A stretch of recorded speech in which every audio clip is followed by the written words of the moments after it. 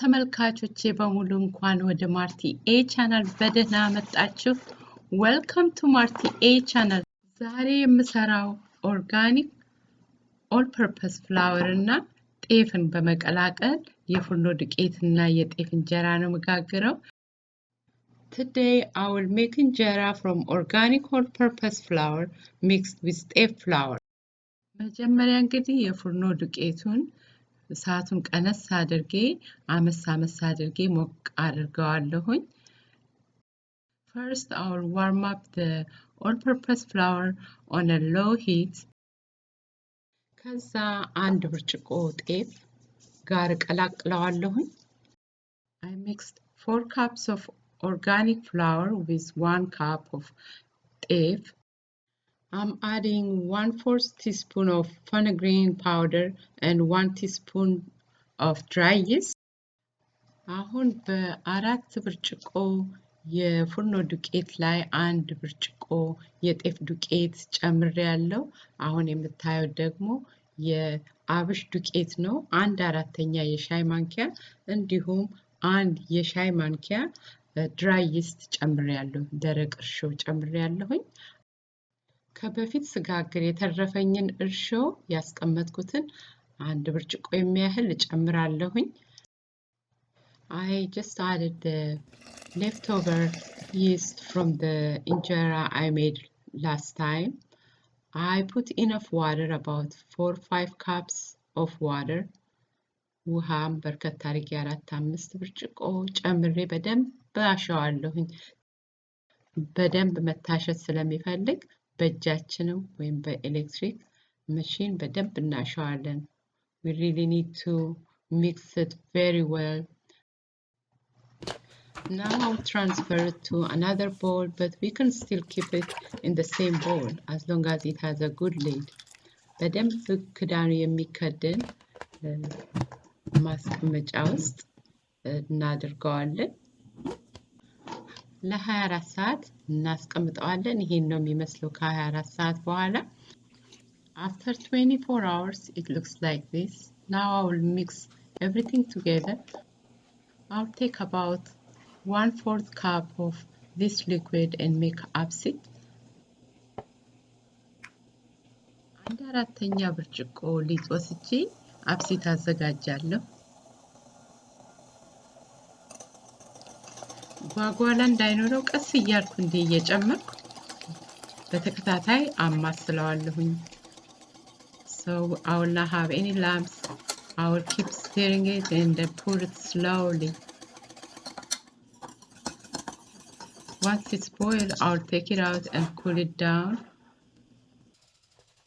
እንደዚህ ከፈላልኝ በኋላ አወጣውና አቀዘቅዘዋለሁ። በላዩ ላይ ግን ትንሽ ውሃ ጨምራለሁኝ እንደ ስልባቦት ነገር ከላይ እንዳይፈጥር እና እስኪቀዘቅዝ ለአንድ ሰዓት ያህል እጠብቃለሁ ወይም ግማሽ ሰዓት።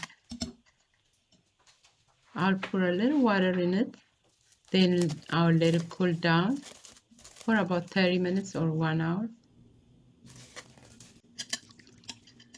After 30 minutes it's cooling down. Now I will put it in the lid. I will put it in our mixture. አብሲቱ ለግማሽ ሰዓት ወይም ለአንድ ሰዓት በደንብ ከቀዘቀዘልኝ በኋላ በሊጥ ውስጥ ጨምሬ በደንብ አዋህደዋለሁ። ያቦካሁት ሊጥ በጣም ትንሽ ስለሆነ የምጠቀመው አብሲት በመጠኑ ነው የሚሆነው። 2 ብርጭቆ ያህል absit ጨምራለሁ። I will add 2 cups of absit in the mixture and mix it well. አንዴ እንደዚህ በደንብ ከቀላቀልኩት በኋላ ለ24 ሰዓት ከድኜ አስቀምጠዋለሁ። Once I mix it well, then I will cover it and let it stay for overnight for about 24 hours. After 24 hours, it looks like this. ከ24 ሰዓት በኋላ ውሃ አቀሮ እንዲህ ይመስላል። አሁን ከውሃው ቅሬታውን ቀንሰው ትንሽ ብቻ ነው የምቀንሰውንም ውሃ አልደፋውም።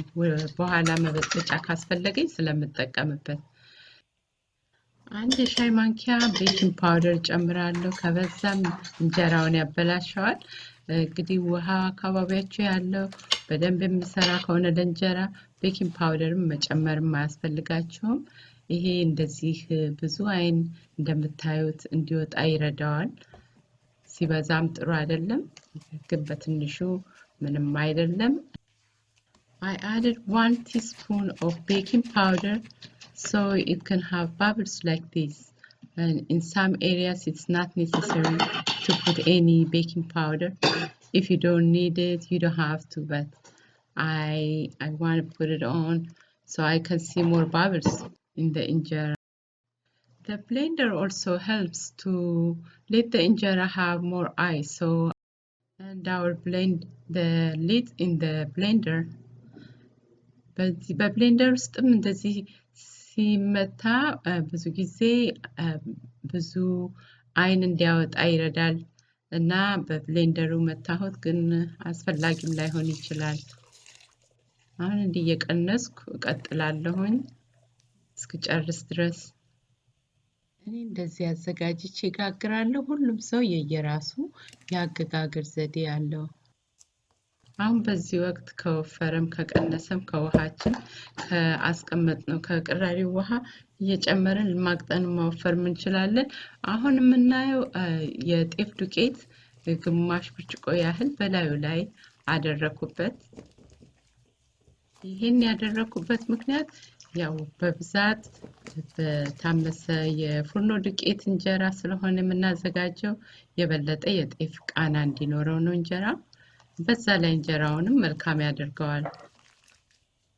ለዛውም ደግሞ ትንሽ ደረቅ እርሾ ጨምርበታለሁ ለተጨመረው ጤፍ ያው እንዲያቦካው ማለት ነው I added half a cup of egg flour and a pinch of dry yeast now let it stay for about 4 to 5 hours እንደዚህ ከቀላቀልን በኋላ ለ4 ሰዓት ያህል እስከ 8 ሰዓትም ቢቆይ ምንም አይሆንም ግን ያው ባብል እንደዚህ አየርን ማሳየቱን እያየን ቼክ እያደረግን ያው ከ4-5 ሰዓት በኋላ እጋግረዋለሁ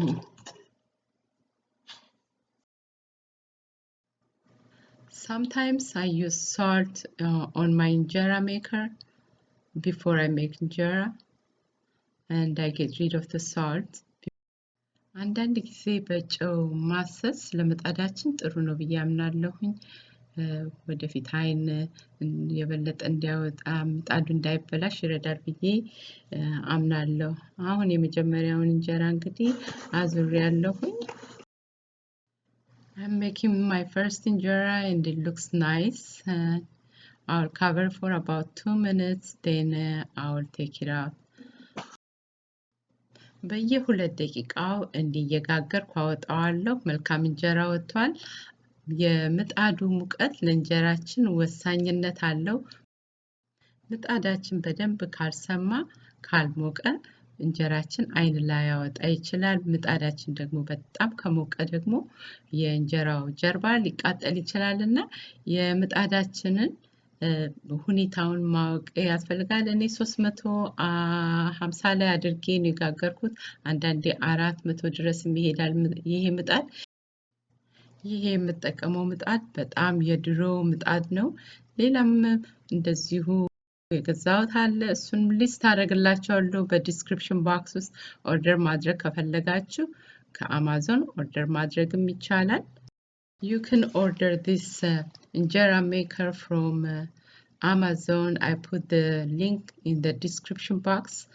አሁን እንጀራው ይው በደንብ ሳይግል ሲቀር ትንሽ ለውጥን ታያላችሁ አይደል እንጀራው ላይ ምጣዱ በደንብ ዝካል ሞቀ የእንጀራው አይን ትንሽ ለወጥ ብሎ ታዩታላችሁ እንደዚህ እንድታዩት ብዬ ነው ያቀረብኩላችሁ እና የሙቀቱ ሁኔታ ወሳኝ ነው እንጀራ ደግሞ አንዳንዴ አይንም ባያወጣኮ ሙሉ በሙሉ ባያወጣ ምንም አይደለም አይን ያለው እንጀራ ለአይን ነው እንጂ ሆዳችን አይን የሌለው እንጀራ በላሽኝ አይልም ዋናው በንጽህና ጥሩ አድርጎ ከናንተ በላይ የሚሰራ የለምና አንዳንዴ አይን አልወጣልኝም ብላችሁ አትማረሩ ብዬ ልመክራችሁ ነው ለዛሬ እንግዲህ የፉርኖ ዱቄትና የጤፍ እንጀራ ይሄንን ይመስላል።